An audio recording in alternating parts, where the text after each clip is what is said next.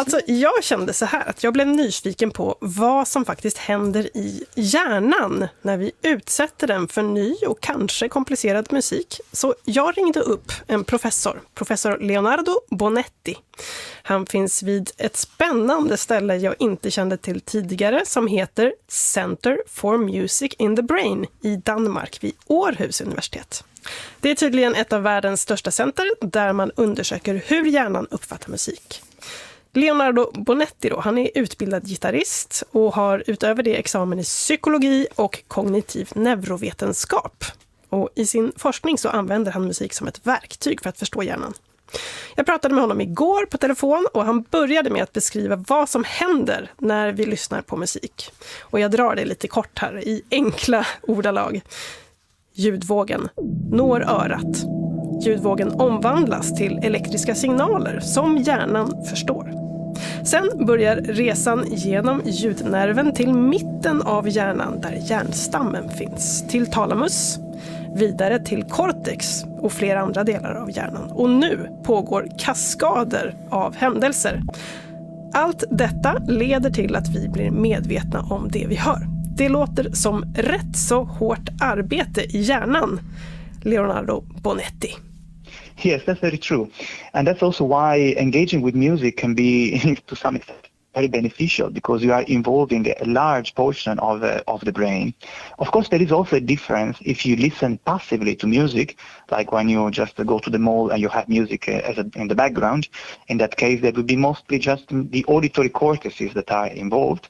But if you instead listen attentively to music, like if you go to a concert of contemporary music, for instance, in that case, you try to figure out better the meaning of the music that you're listening to. And in that case, is needed not having just the auditory cortex, but this larger network of brain regions that really try to make a meaning out of this complex musical system that you're listening to.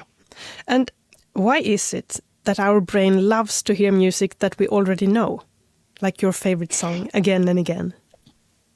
Yeah, that's a very good question. I would say there are different ideas and theories about that. Perhaps the most interesting one relates to the predictive coding theory, which says that the brain constantly generates predictions of the upcoming events.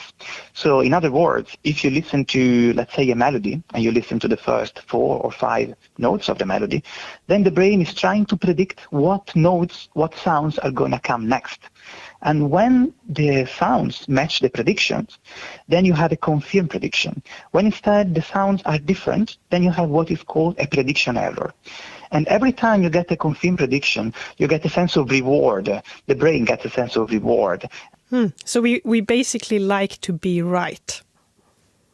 In a way, yes. I would say we like to be right, but not necessarily too much. So it's also a balance. If the music is way too simple, the prediction is really, really too simple, sometimes it can get also boring. So I would say a good balance of unpredictability and predictability is very important. En balans alltså mellan att kunna och att inte kunna förutse vad som komma skall i musiken, det gillar hjärnan att höra. Och lyssnar vi passivt bara på bakgrundsmusik, då använder vi en mindre del av hjärnan. Predicting coding theory, det lät ju spännande tyckte jag. Att belöningssystemet kickar in när vi så att säga gissar rätt i vad som ska komma och vice versa.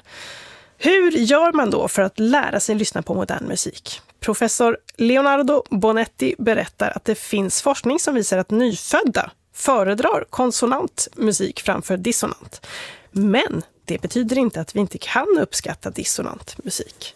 There is evidence that even newborns tend to prefer consonant music instead of dissonant music. But that doesn't mean that we cannot appreciate complex music. But for appreciating complex music sometimes, so we might need to train a bit more so that more unpredictable and complex music can become more familiar, and so we can minimize this sort of prediction error and better predict what's going to happen. So can you advise me, if I sit in the audience, the orchestra is just about to play a piece by a contemporary composer. The piece is unknown to me, but I am curious to hear it. And based on the knowledge you have regarding how the brain functions, can you give me any advice?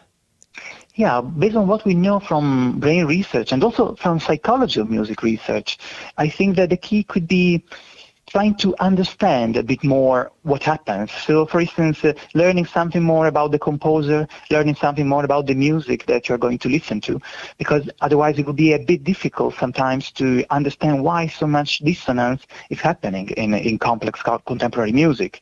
So I think, in a way, improving your education of the music might actually be the best way to enjoy that.